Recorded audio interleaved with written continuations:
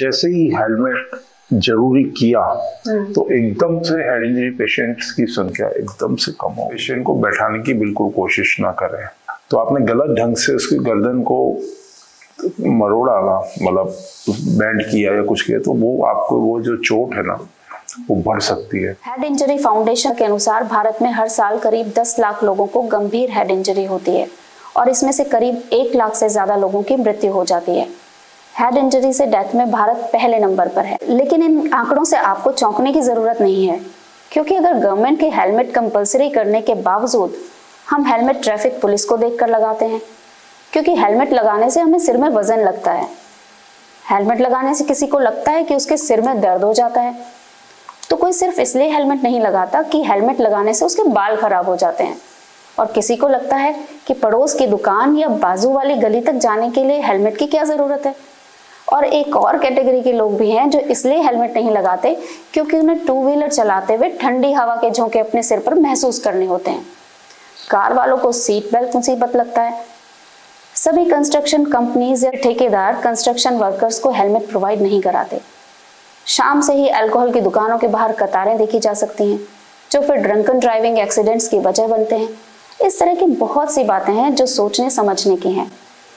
पर आखिर ये हेड इंजरी होती क्या है, और अगर हो जाती है तो क्या करना चाहिए, इस पर बात करेंगे आज डॉक्टर पंकज गुप्ता से। आप पिछले 18 वर्षों तक एसएमएस मेडिकल कॉलेज में अपनी सर्विसेज दे चुके हैं और फिलहाल महात्मा गांधी मेडिकल कॉलेज में न्यूरो सर्जरी के हेड ऑफ द डिपार्टमेंट में। नमस्कार सर, यूडेमोनिया क्वेस्ट में आपका बहुत बहुत स्वागत है। सबसे पहले यही जानना चाहेंगे कि सर ये हेड इंजरी क्या होती है? देखिए, हेड इंजरी बहुत वीक टर्म है। हेड मतलब सिर जी। तो अगर थ्योरेटिकल बात करें तो अगर सिर के ऊपर जो चमड़ी भी, अगर वहाँ पे भी कोई चोट लगी है तो उस भी हम उसको हेड इंजरी में अकाउंट करते हैं। बाकी जो head injury, simple head injuries भी हो सकती है और कॉम्प्लिकेटेड हेड इंजरी, जो सीवियर हेड इंजरी, जो सीरियस हेड इंजरी जिसको बोलते हैं। सिंपल हेड इंजरी मीन्स ऐसा होता है कि आपको तो कोई सिर थोड़ा कहीं टकराया, एकदम से अपने को ऐसा महसूस हुआ, झन से महसूस हुआ, उसके बाद में हम ठीक हो गए, अपने काम पे लगे, नथिंग। और सीरियस हेड इंजरी आता है कि आप बिल्कुल हाई स्पीड पे चल रहे हैं, बिना हेलमेट के चल रहे हैं और आप किसी से जाके जबरदस्त कॉलिजन होता है, आपको भिड़ंत होती है, उसके बाद में आप फिर कोमा में चल जाते हैं, या किसी तरह का ब्रेन हैमरेज अंदर हो जाता है, दिमाग फट जाता है, या दिमाग के साथ साथ सर्वाइकल इंजरी भी हो जाती है। तो वो सारी चीजें उसको हम सीरियस हेड इंजरीज में काउंट करते हैं। सर, सर्वाइकल नेक के लिए मेडिकल में यूज करते हैं सर सर्वाइकल टर्म को? सर्वाइकल मींस जो गर्दन की जो हड्डी, जो सिर से गर्दन का जो अटैचमेंट होता है ना, तो वो जो जॉइंट होता है उसको हम सर्वाइकल इंजरी बोलते हैं जी। सर, हेड इंजरी फाउंडेशन की वेबसाइट में मैं पढ़ रही थी कि भारत में ट्रॉमेटिक ब्रेन इंजरी जो होती है उसके 6 में से 1 पेशेंट की डेथ हो जाती है, और जबकि जो सेम कंडीशन अगर होती है तो उसमें यूएस में ऐसा है कि 200 में से सिर्फ 1 पेशेंट की डेथ होती है। तो हम यही चाह रहे हैं कि जैसे कि हमको सबको पता है कि भारत डेवलपिंग कंट्री है, हमारे पास ज़्यादा रिसोर्सेज भी नहीं है और लोग बहुत रिमोट एरियाज में रह रहे हैं, तो हम आपसे यही जानना चाह रहे हैं कि क्या किया जा सकता है कि हेड इंजरीज को अवॉइड किया जाए, और अगर हो जाती है तो किस तरीके से उसमें जो डेथ है उसको कम करने के लिए, सिचुएशन तो हमारे देश की जो है वो वही है, इन्हीं सिचुएशंस में किस तरीके से उसको मिनिमम करने की कोशिश की जा सकती है? बहुत ही अच्छा सवाल है, बहुत ही शानदार सवाल मैं कहूँगा आपका, क्योंकि इसमें ये एक प्रिवेंटेबल चीज है। अगर हम ब्रेन की बीमारी के बारे में बात करें, एक आपने सुना होगा ब्रेन ट्यूमर, उसको आप प्रिवेंट नहीं कर सकते, आप उसको रोक नहीं सकते। लेकिन ये हेड इंजरी, जो हमारे पास जो पेशेंट आते हैं उसका एक बहुत बड़ा हिस्सा हेड इंजरी वाले मरीजों का होता है। हेड इंजरी एक ऐसी बीमारी है जो कि प्रिवेंटेबल है, जिसको आप रोक सकते हैं। आपने देखा, अब जैसे आप बता रही थी कि जो सरकार जो है हेलमेट वगैरह पे स्ट्रिक्ट हो रही है, तो देखिए कई साल पहले जब मैं स्टूडेंट था, जब मैं एमसीएच कर रहा था एसएमएस में, तो शाम होते होते आप बिलीव नहीं करेंगे कि वहाँ बांगड़ में पैर रखने की जगह नहीं होती थी। इतने सारे पेशेंट शाम होते होते, रात को 10 बजते तो हालत ख़राब हो जाती थी कि इतने 2 व्हीलर्स वाले पेशेंट्स इतने ज़्यादा आ रहे हैं और इतनी सीरियस अवस्था में आ रहे हैं, हमको पूरी रात लग जाती थी उनको संभालने में, उनको सेट करने में सब। तो प्रिवेंशन में सबसे इम्पोर्टेंट चीज़ है कि हमारी जो व्हीकल्स हैं उनकी स्पीड को ढंग से रेगुलेट करें। प्लस जैसा आपने बताया हेलमेट, सीट बेल्ट, ये बहुत इम्पोर्टेंट है, क्योंकि मैं बता रहा हूँ जब पहले हेलमेट जरूरी नहीं था, तो जैसे ही हेलमेट जरूरी किया तो एकदम से हेड इंजरी पेशेंट्स की संख्या एकदम से कम हो गई है। लेकिन सर अभी भी ऐसा होता है कि जैसे कभी फ्लाईओवर से आप आ रहे हो 9 बजे के 10 बजे के टाइम पे जो ऑफिस जाने का टाइम होता है, तो जो अगर हम जयपुर में रिकॉर्ड कर रहे हैं, जयपुर की बात करें तो जो सांगानेर से थोड़ा सा आउटर का एरिया आ जाता है, सांगानेर फ्लाईओवर से अगर आप ऊपर से देखेंगे तो नीचे इतने सारे लोग आज भी बिना हेलमेट के दिखाई देते हैं। तो वो कुछ ना कुछ मॉनिटरिंग होनी चाहिए, वो कुछ ना कुछ सरकार को इसमें कदम उठाना चाहिए, कुछ ना कुछ मॉनिटरिंग। सरकार काफी अच्छा काम कर रही है। फॉर एग्जाम्पल मैं आपको बताऊंगा, छोटी छोटी जगहों पे आपने सीटी स्कैन गवर्नमेंट की तरफ से गवर्नमेंट हॉस्पिटल में डाल दिया। अब आप बिलीव नहीं करेंगे कि मेरे जो भी मेरे से परिचित डॉक्टर्स हैं वो मेरे पास पेरीफ्री से मेरे पास किसी भी पेशेंट का सीटी स्कैन व्हाट्सएप पे भेज देते हैं। तो व्हाट्सएप पे सीटी स्कैन भेज दिया और एक छोटा सा 10 सेकंड का एक क्लिनिकल वीडियो, पेशेंट की क्या कंडीशन है, कितना होश में, कितना बेहोश है, क्या हाथ पैर कितना मूवमेंट है, सब। तो उस हिसाब से मैं बता देता हूँ कि इस पेशेंट को अपने को तुरंत ऑपरेशन की जरूरत है, तो वो इमीडिएटली वो रवाना कर देते हैं। और इस बीच हम बिल्कुल तैयार रहते हैं कि पेशेंट आ रहा है, हम ऑपरेशन थिएटर वगैरह सब रेडी करके रखते हैं। तो उसमें पेशेंट का जो गोल्डन आवर है, गोल्डन आवर मीन्स कि शुरू का जो 2-3 घंटे का जो टाइम होता है, अगर पेशेंट को उसी समय हेड इंजरी के पेशेंट को उसी समय हम ऑपरेट कर दें, अगर अंदर क्लॉट है उसको निकाल दें या दिमाग का फटा हुआ हिस्सा उसको निकाल दें, जो हम ऑपरेशन कर दें, तो उसके रिजल्ट्स डेफिनेटली काफ़ी अच्छे हो जाते हैं। ऑन द अदर एंड, अगर किसी पेशेंट को हमको लगता है कि सीटी स्कैन और क्लिनिकल वीडियो देखने से हमको ऐसा लगता है कि नहीं, इसको ऐसे कोई सीरियस प्रॉब्लम नहीं है, तो हम फिर पेशेंट उनको ये कह देते हैं कि आप अपने पास ही रख लो पेशेंट को, तो हम वहीं से ट्रीटमेंट चालू कर देते हैं। तो वो रेगुलर फॉलोअप में वो कोई दिक्कत होती है तो बात कर लेते हैं। तो इस हिसाब से अगेन मैं बोलूँगा कि इससे समाज पे जो सोशो इकोनॉमिक बर्डन है वो कम होता है। कोई पेशेंट बाहर से जयपुर आएगा तो डेफिनेटली उसका खर्चा बढ़ेगा, सब चीज़ें होती है। तो जैसे अभी आप बता रहे हैं कि आप ये देख लेते हैं कि ये सीवियर है नहीं है सीवियर, तो जैसे हमें कोई एक्सीडेंट केस दिखाई दिया है, कुछ हुआ, हम कैसे ये समझ सकते हैं कि ये सीवियर वाला केस है? डॉक्टर के पास तो लेके आएंगे ही उसको, ऑब्वियस बात है, बट क्या कुछ ऐसा तरीका भी है कि आम लोग भी समझ सकें कि ये केस ज्यादा सीवियर है, इसको तुरंत जरूरत है मदद की? हाँ, ये बहुत अच्छा सवाल है। मैंने कॉमनली काफ़ी देखा है, ये पेशेंट के रोड साइड एक्सीडेंट्स हो जाते हैं। तो कुछ लोग, मतलब अलग अलग कैटेगरीज होती हैं जो वहाँ पे सराउंडिंग्स होते हैं। कुछ लोग तो होते हैं जो कार में होते हैं, वो कार रोक के और वो पीछे भीड़ लग जाती है, वो देखने लगता है कि क्या हो रहा है, आदमी जिंदा है, मर गया, क्या है, मतलब वो उस हिसाब से। एक होते हैं जो कि वीडियो बनाने में अपना बिजी रहते हैं, ठीक है। कुछ लोग होते हैं जो उसको जबरदस्ती, कोई बेहोश मरीज है तो लोग लाओ भाई पानी लाओ, ऐसा काम करते हैं, तो वो उसको ज़्यादा नुकसान पहुंचाता है पेशेंट को। क्योंकि बेहोश मरीज के मुंह में पानी डालना वो फेफड़ों में जा करके उसका सांस को बंद कर सकता है, काफ़ी सीरियस हो सकता है। तो ऐसे में क्या करना चाहिए कि पेशेंट को खुली हवा आने दें, उसके चारों तरफ घेरा ना बनाएं, और इमीडिएटली पेशेंट को, मतलब आप 108 को कॉल करके एम्बुलेंस बुला लें। जब तक एम्बुलेंस आए तो पेशेंट को करवट दिला के रखें, क्योंकि आमतौर पे ये पेशेंट जो होते हैं चोट लगने के बाद में तुरंत उल्टी करते हैं। तो हमारा एम ये होना चाहिए कि जो उल्टी का जो मटेरियल है वो फेफड़ों में नहीं जाए, ठीक है। और मुंह से किसी भी तरह का कुछ भी ना दें, कोई भी लिक्विड पिलाने की, पानी वानी कुछ भी देने की जरूरत नहीं, बस करवट ले ले, उसको हवा आने दे। करवट लेने से उल्टी जो है वो वापस नहीं जाएगी, बाहर आ जाएगी।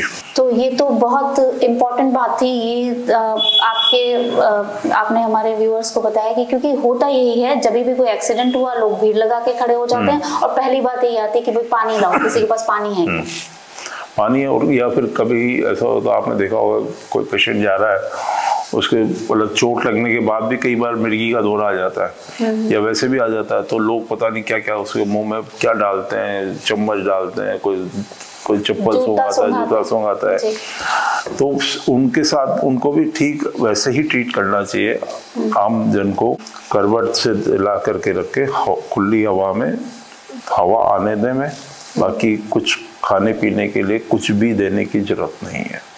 और सर एक बात है, ये तो गवर्नमेंट ने बहुत अच्छा जो किया है इनिशिएटिव जो सरकार का है कि एक तो एम्बुलेंसेस बहुत अवेलेबल हैं और हॉस्पिटल में बिल्कुल फ्री ट्रीटमेंट हो रहा है, लेकिन इसके अलावा कभी बाय चांस अगर ऐसा हो कि कोई ऐसी कंडीशन है कि एम्बुलेंस से कांटेक्ट नहीं हो पा रहा, तो तब क्या कर सकते हैं, किस तरीके से उसको लेकर के जाना चाहिए? हाँ, उसमें एक ये बहुत इम्पोर्टेंट चीज़ है कि एक तो पेशेंट को बैठाने की बिल्कुल कोशिश ना करें जी। अगर जैसे कोई चद्दर, छोटी मोटी कोई ऐसी चद्दर होगी जिसको 4 आदमी पकड़ के और उसको ऐसे ले जाए, ताकि क्योंकि अगर कोई सीरियस हेड इंजरी है तो साथ में एसोसिएटेड गर्दन पे भी चोट हो सकती है उसको। तो आपने गलत ढंग से उसकी गर्दन को मरोड़ा ना, मतलब बैंड किया या कुछ किया, तो वो आपको वो जो चोट है ना वो बढ़ सकती है। तो ऐसी चोटों को हम बोलते हैं सेकेंडरी डैमेज।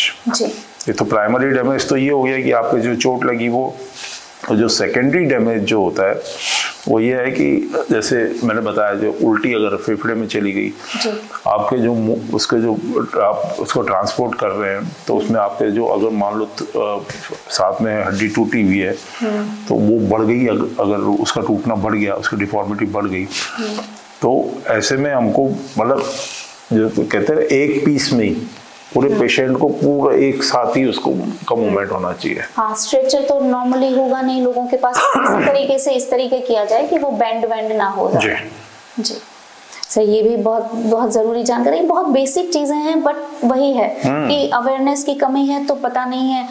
जो आसपास होते हैं वो तो अपनी समझ में तो वो मदद करने की कोशिश कर रहे होते हैं, पर उन्हें ये नहीं पता चलता कि वो मदद में उल्टा उसका नुकसान कर रहे हैं।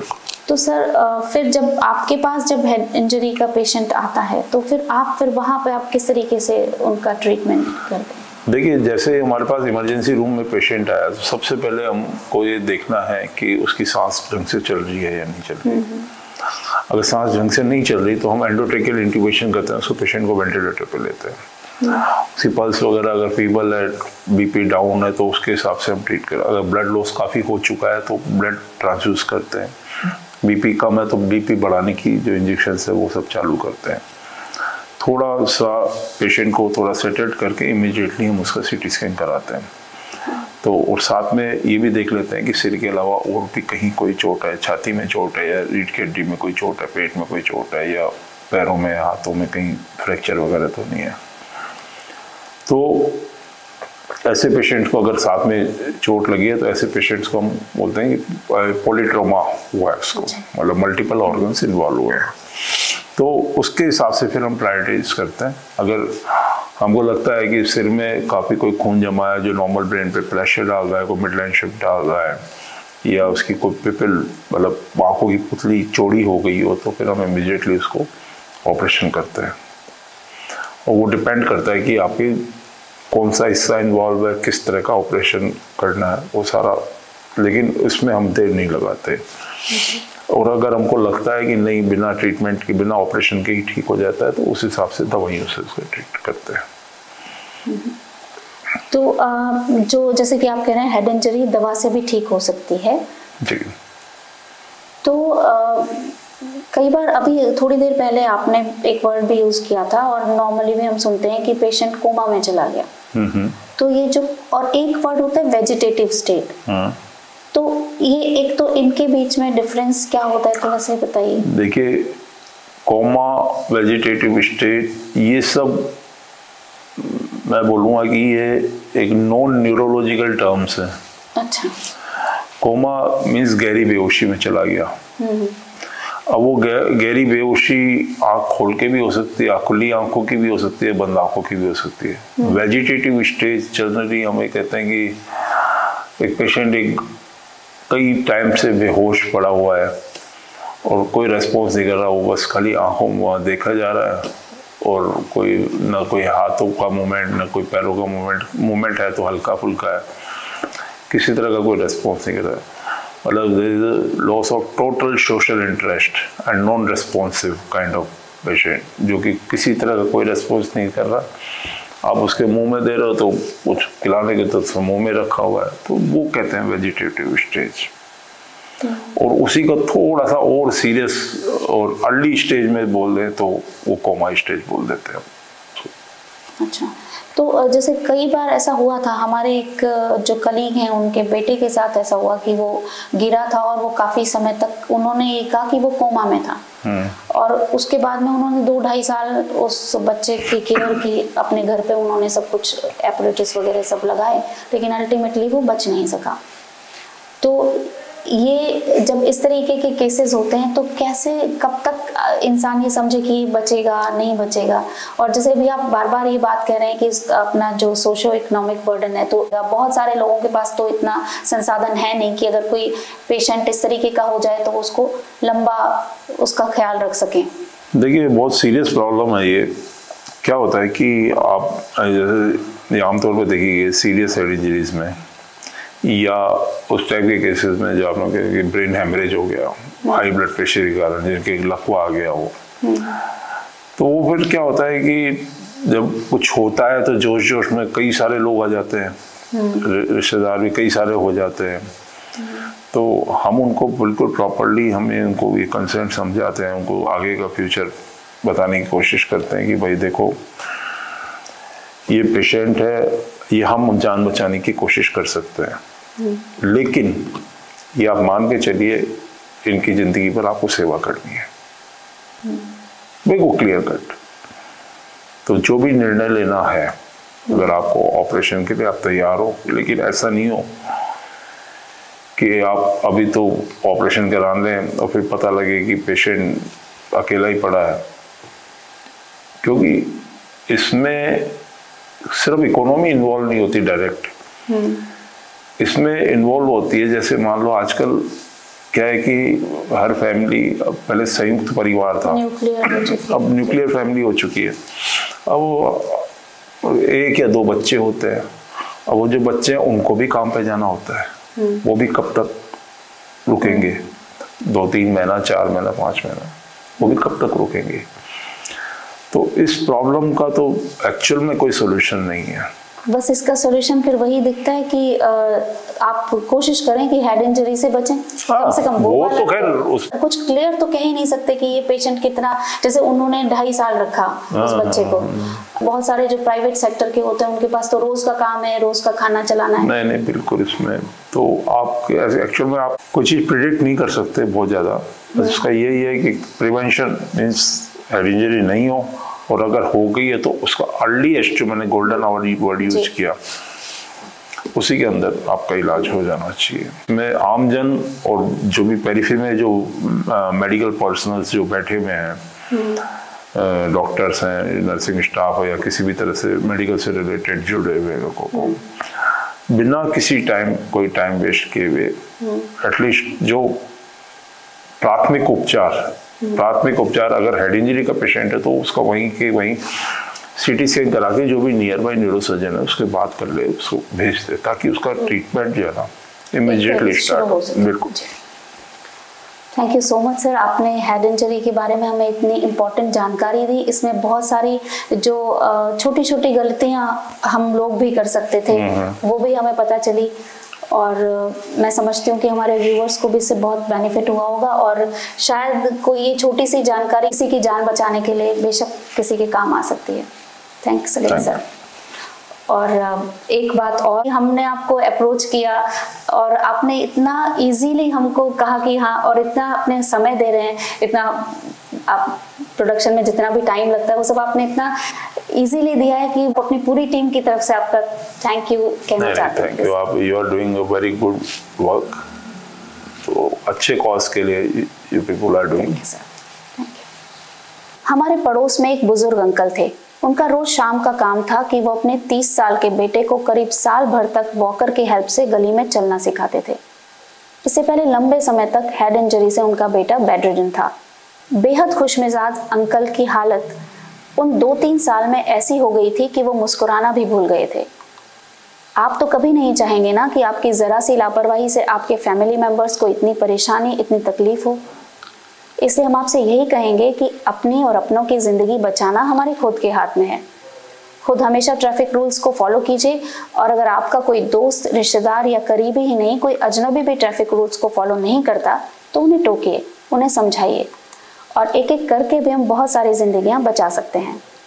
अगर आपको हमारा यह प्रयास अच्छा लगा तो आप इसे लाइक कर सकते हैं, और अगर आपको लगता है कि ये जानकारी आपके फ्रेंड्स के लिए, फैमिली मेंबर्स के लिए इम्पॉर्टेंट हो सकती है तो आप इसे शेयर भी कर सकते हैं। हेल्थ से जुड़ी जानकारी में आपका इंटरेस्ट है तो आप हमारे चैनल को सब्सक्राइब भी कर सकते हैं, ताकि आगे आने वाले सभी वीडियोस आप तक पहुंच सकें। जल्दी आपसे फिर मुलाकात होगी, तब तक हंसते रहिए, मुस्कुराते रहिए और सेहत से जुड़ी बातें करते रहिए। नमस्कार।